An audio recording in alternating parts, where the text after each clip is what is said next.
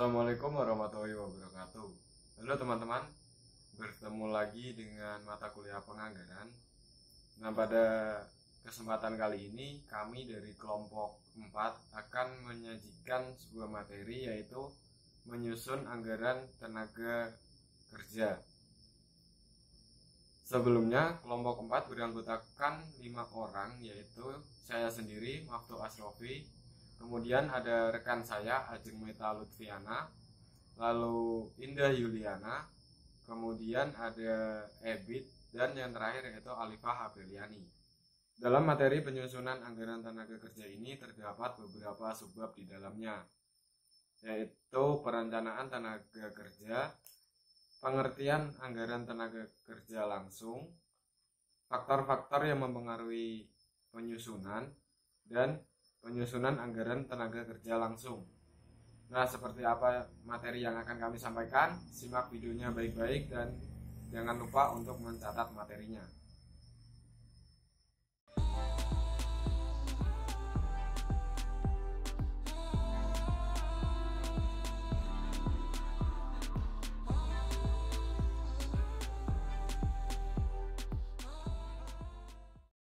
Di sini kami dari kelompok 4 akan memaparkan tentang anggaran tenaga kerja.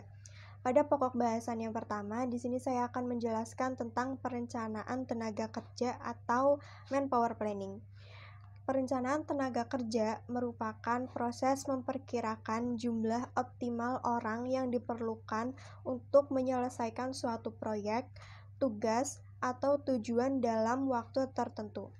Perencanaan tenaga kerja mencakup parameter seperti jumlah personil, berbagai jenis keterampilan, jangka waktu, dan lain-lain. Hal ini merupakan proses berkesinambungan untuk memastikan bahwa bisnis memiliki sumber daya yang dioptimalkan dengan mempertimbangkan proyek yang akan datang. Hal ini disebut juga sebagai perencanaan sumber daya manusia. Selain itu, perencanaan tenaga kerja juga mencakup seperti bagaimana dan kapan karyawan baru akan diperoleh. Seluruh proses ini dilakukan dengan tetap memperhatikan tujuan dari organisasi, prediksi masa depan untuk bisnis, dan perubahan tren teknologi. Hal tersebut membantu organisasi atau perusahaan dalam mempersiapkan keberlangsungan bisnis di masa depan dan tenaga kerja yang tepat yang dimiliki. Untuk melakukan perencanaan tenaga kerja tentunya membutuhkan proses dan langkah-langkah. Berikut langkah-langkahnya. Yang pertama, memahami tenaga kerja yang ada. Departemen Sumber Daya Manusia harus benar-benar memahami tenaga kerja yang tersedia di dalam perusahaan. Mereka harus memeriksa latar belakang, keahlian, kualifikasi, dan lain-lain, sehingga Departemen Sumber Daya Manusia memiliki pilihan yang paling baik terkait dengan pool of talent yang dimiliki oleh perusahaan. Yang kedua yaitu perencanaan masa depan. Adanya perubahan konstan dalam persyaratan bisnis, perusahaan harus memahami tren masa depan dan jenis karyawan mana yang paling cocok untuk organisasi. Oleh karena itu, perusahaan harus memeriksa, mengevaluasi, dan memilih jenis tenaga kerja yang paling sesuai dengan kualifikasi perusahaan untuk masa yang akan datang. Yang ketiga yaitu rekrutmen dan seleksi. Tergantung pada persyaratan bisnis, perencanaan tenaga kerja mengarah pada rekrutmen dan seleksi yang jauh lebih baik. Hal ini sepenuhnya tergantung pada rencana dan persyaratan yang telah dibuat. Oleh karena itu, kandidat dengan kualifikasi, keahlian, pengalaman yang lebih baik yang dapat dipilih sebagai karyawan yang paling sesuai dengan kebutuhan untuk masa yang akan datang. Yang terakhir yaitu pelatihan karyawan. Karyawan yang merupakan bagian dari organisasi dilatih untuk memiliki keterampilan, pengetahuan, dan pemahaman yang terbaik tentang pekerjaan saat ini serta persyaratan di masa yang akan datang. Semua langkah-langkah dan proses yang telah disebutkan tadi merupakan dapat membantu organisasi untuk lebih siap dan beradaptasi dengan teknologi baru, perkembangan industri di masa yang akan datang, dan juga berhadapan dengan kompetitor. Selanjutnya yaitu pentingnya perencanaan tenaga kerja atau manpower planning. perencanaan tenaga kerja merupakan persyaratan yang penting untuk bentuk bisnis apapun itu. Hal ini tentunya sangat membantu perusahaan untuk mempersiapkan karyawan dengan kualifikasi keterampilan yang benar-benar dibutuhkan oleh perusahaan untuk masa yang akan datang. Dengan kebutuhan bisnis yang terus berubah, kemajuan teknologi, keterampilan, serta pengetahuan karyawan selama jangka waktu tertentu. Jika sebuah perusahaan gagal untuk mempersiapkan, hal tersebut dapat menjadi masalah di masa yang akan datang dan dapat merusak model bisnis perusahaan. Oleh karena itu, persiapan perencanaan tenaga kerja yang tepat akan membantu pertumbuhan bisnis perusahaan. Pengertian anggaran tenaga kerja langsung ialah anggaran yang direncanakan secara lebih terperinci tentang upah yang akan dibayarkan kepada para tenaga kerja langsung selama periode yang akan datang, yang di dalamnya meliputi 1. Jumlah waktu yang diperlukan tenaga kerja langsung untuk menyelesaikan unit yang akan diproduksi. 2. Tarif upah yang akan dibayarkan dan kapan waktu akan diproduksi. 3. Tempat atau departemen di mana para tenaga kerja langsung akan bekerja. Anggaran tenaga kerja langsung mempunyai sifat-sifat sebagai berikut. Yang pertama, besar kecilnya biaya untuk tenaga kerja jenis ini berhubungan langsung dengan tingkat kegiatan produksi. Yang kedua, biaya yang dikeluarkan untuk tenaga kerja langsung merupakan biaya variabel. Yang ketiga, tenaga kerja langsung merupakan tenaga kerja yang langsung dihubungkan dengan kegiatan produk akhir, terutama dalam penentuan harga pokok. Fungsi atau kegunaan anggaran tenaga kerja langsung. 1. Penggunaan TKL dan biaya lebih terencana. Yang kedua, harga pokok dapat dihitung secara tepat. Yang ketiga, dapat digunakan sebagai alat pengawas biaya tenaga kerja. Baik, sekarang kita lanjutkan. Di sini yang akan kita bahas adalah faktor-faktor yang mempengaruhi penyusunan anggaran tenaga kerja langsung. Yang pertama yaitu rencana produksi.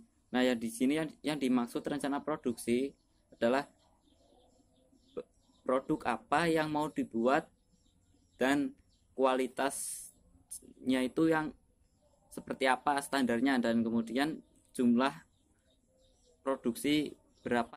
Kemudian yang kedua adalah bagian atau departemen yang digunakan dalam proses produksi tersebut. Selanjutnya yang ketiga adalah standar penyelesaian produk dan waktu yang dibutuhkan untuk penyelesaian produk tersebut. Semakin kecil atau semakin sedikit kesalahan atau cacat pada produk tersebut, maka biaya yang dibutuhkan pada anggaran berarti akan semakin sedikit, sehingga di sini ditentukan standar apa saja pada produk tersebut bisa lulus uji. Nah, kemudian semakin sedikit waktu yang dibutuhkan untuk satu unit produk, maka semakin sedikit pula anggaran yang dikeluarkan, dan semakin banyak waktu yang dibutuhkan berarti kan semakin besar anggaran yang kemudian dibutuhkan, sehingga hal tersebut mempengaruhi dalam penyusunan anggaran di atas tadi. Kemudian yang keempat, berdasarkan sistem upah yang digunakan. Nah, di sini ada 3. Yang pertama, sistem upah berdasarkan jumlah waktu jam kerja. Sistem upah berdasarkan jam kerja ini didasarkan pada banyak sedikitnya jam kerja yang digunakan dalam proses produksi tersebut. Nah, ada kelebihan dan kekurangan dari sistem masing-masing. Dalam sistem ini kelebihannya adalah para pekerja atau tenaga kerja tidak terburu-buru dalam menyelesaikan banyaknya unit produk, sehingga kualitas produk tersebut dapat terjaga dan tidak membuang-buang banyak bahan karena terjadinya kesalahan dan cacat dalam produksi tersebut, sehingga mengakibatkan membengkaknya anggaran yang seharusnya direncanakan. Kemudian yang kedua, akan memberikan ketenangan pikiran kepada pekerja yang kurang terampil dalam produksi tersebut, karena bagaimanapun banyak sedikitnya tidak akan terpengaruh pada gaji atau upah yang akan diterima di kemudian hari. Adapun kekurangannya, yang pertama, pekerja yang terampil akan mengalami kekecewaan karena tidak dapat memanfaatkan kelebihannya untuk memperoleh upah yang lebih banyak daripada pekerja yang kurang terampil, sehingga pekerja yang terampil tersebut kurang bersemangat atau termotivasi dalam bekerja. Kemudian para pekerja akan bekerja dengan lamban karena sedikitnya produk yang dihasilkan tidak berpengaruh pada banyak sedikitnya upah yang mereka terima. Kemudian sistem upah yang kedua yaitu sistem upah berdasarkan jumlah unit produksi. Nah, di sini berbeda dengan alokasi waktu tadi yang tidak terpengaruh oleh banyaknya jumlah produksi. Nah, di sini justru sebaliknya, karena di sini jumlahnya produksi itu berpengaruh pada penghasilan yang diterima. Ada kelebihan dan kekurangannya masing-masing. Kelebihannya di sini yaitu tenaga kerja yang terampil mempunyai semangat kerja yang tinggi karena mereka dapat menggunakan kelebihan keterampilan mereka untuk menghasilkan lebih banyak produk yang akan mempengaruhi besar kecilnya upah yang mereka terima. Kemudian kelebihan yang kedua yaitu adanya kecenderungan pekerja yang bekerja itu lebih bersemangat karena untuk memperoleh upah yang lebih besar. Adapun kekurangannya, yang pertama, pekerja akan terburu-buru sehingga menghasilkan kualitas produk yang rendah. Yang kedua, pekerja yang kurang terampil memperoleh penghasilan atau upah yang rendah sehingga kurang bersemangat dalam bekerja. Yang ketiga adalah sistem upah insentif. Nah, di sini hampir sama dengan yang pertama, yaitu berdasarkan lamanya waktu bekerja. Cuman di sini perbedaannya adalah adanya insentif atau upah tambahan yang didasarkan pada nilai prestasi dan keterampilan yang dimiliki oleh setiap tenaga kerja. Sistem ini bisa dikatakan sebagai penggabungan dari yang pertama dan kedua, yaitu berdasarkan waktu dan berdasarkan unit produksinya, dengan harapan bahwa sistem ini dapat menggabungkan manfaat antara kedua sistem tersebut. Namun ada pula kekurangannya, yaitu sistem ini memiliki sistem administrasi yang rumit sehingga memerlukan pegawai di bagian administrasi. Yang selanjutnya adalah penyusunan anggaran tenaga kerja langsung. Penyusunan anggaran tenaga kerja langsung digunakan untuk merencanakan secara terperinci jumlah jam tenaga kerja langsung dan biaya tenaga kerja langsung dalam satu periode yang akan datang. Dengan demikian, anggaran ini terbagi menjadi dua, yaitu anggaran jam kerja langsung atau JKL dan anggaran biaya tenaga kerja langsung. Anggaran jam kerja langsung memuat hal-hal diantaranya yaitu jenis barang yang dihasilkan, jumlah barang yang diproduksi, bagian yang dilalui dalam proses produksi, jumlah jam buruh langsung untuk setiap jenis barang, dan waktu produksi barang dimulai.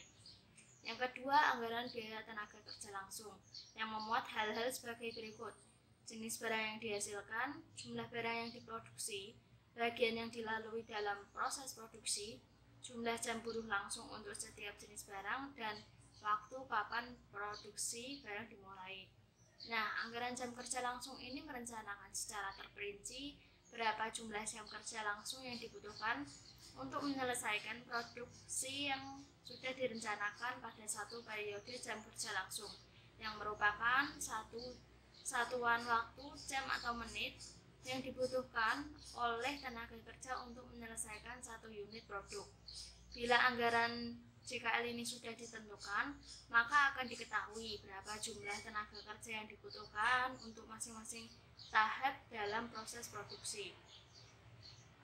Kemudian dapat dipakai sebagai pedoman dalam masalah-masalah personalia yang lain.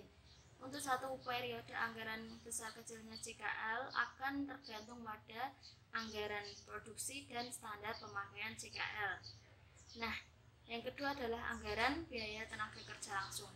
Setelah anggaran JKL tersusun, berikutnya adalah menyusun anggaran biaya tenaga kerja langsung atau TKL. Anggaran biaya TKL tersebut kemudian dipakai sebagai dasar untuk menentukan biaya TKL per unit yang nantinya dipakai untuk menentukan harga pokok produksi per unit bersama dengan biaya bahan baku dan biaya overhead pabrik. Anggaran biaya TKL ini dalam 1 tahun akan tergantung pada anggaran JKL dan tarif upah per JKL. Selanjutnya kita akan mencari anggaran biaya tenaga kerja langsung. Nah, apa rumusnya anggaran biaya tenaga kerja langsung? Yaitu anggaran biaya tenaga kerja langsung sama dengan jumlah JKL dikali tarif upah, dan anggaran jam tenaga kerja langsung yaitu produksi dikali standar JKL. Nah, sebagai contoh, PT sukses menyusun sebuah anggaran budgeting biaya tenaga kerja langsung pada tahun 2020 dengan mengumpulkan data-data relevan yang disajikan sebagai berikut. Nah, anggaran produksinya bulan Januari, Februari, Maret terdapat 2 jenis produk, yaitu produk A dan produk B. Standar jam tenaga kerja langsung yaitu terdapat 2 bagian 1 dan bagian 2. Ini diukur menurut DLH per unit barang. Terdapat 2 bagian dan 2 produk. Bagian 1 produk A terdapat 0,4 DLH dan bagian 1 produk B 0,2. Yang C adalah standar upah per DLH. Upah ini ditentukan bagian pertama dan bagian kedua. Bagian pertama tingkat upahnya Rp20 per DLH dan bagian kedua Rp15 per DLH. Pertanyaannya, anggaran biaya tenaga kerja langsung, susunlah anggaran biaya tenaga kerja langsung dan anggaran jam tenaga kerja langsung. Nah, yang pertama anggaran biaya tenaga kerja langsung. PT sukses anggaran biaya tenaga kerja langsung tahun 2020. Bagian bulan ada 3 bulan dan 2 bagian. Bagian 1 dan bagian 2. Bulannya Januari, Februari, dan Maret. Rencana produksi diambil dari rencana produksi anggaran produksi. DLH per unit diambil dari data standar DLH per unit produk. Nah, total DLH ini merupakan perkalian antara rencana produksi dan DLH per unit. 70.000 dikali 0,4 sama dengan 28.000.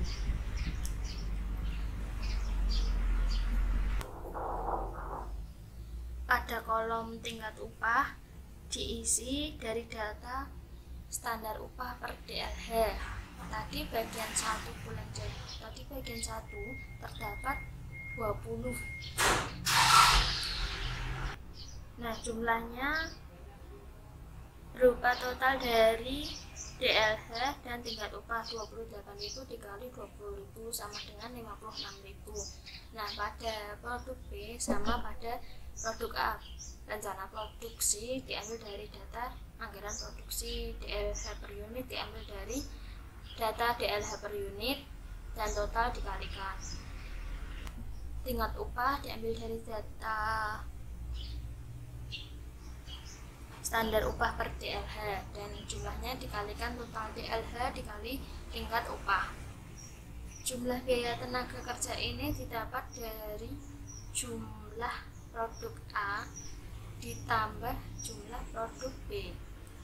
Totalnya adalah 696.000.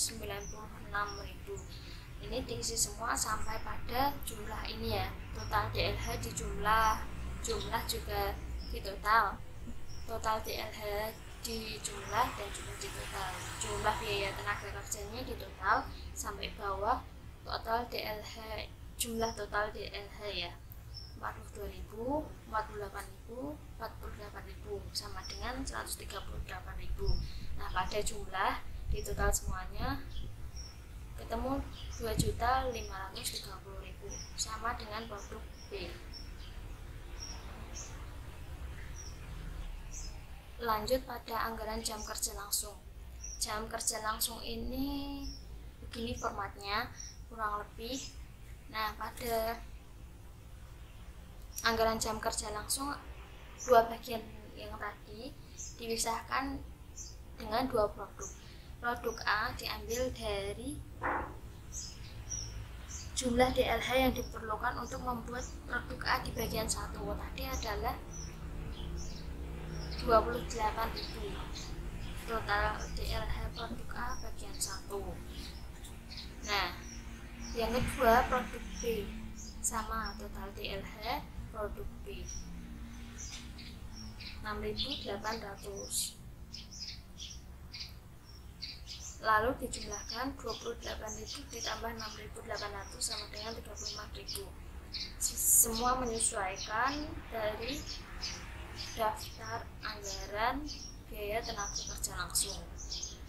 Nah, totalnya akan dijumlah di sini ya. Nah, baik, itulah penjelasan dari penyusunan anggaran biaya tenaga kerja langsung. Semoga bermanfaat. Demikian presentasi dari kelompok kami. Kurang lebihnya kami mohon maaf. Wassalamualaikum warahmatullahi wabarakatuh.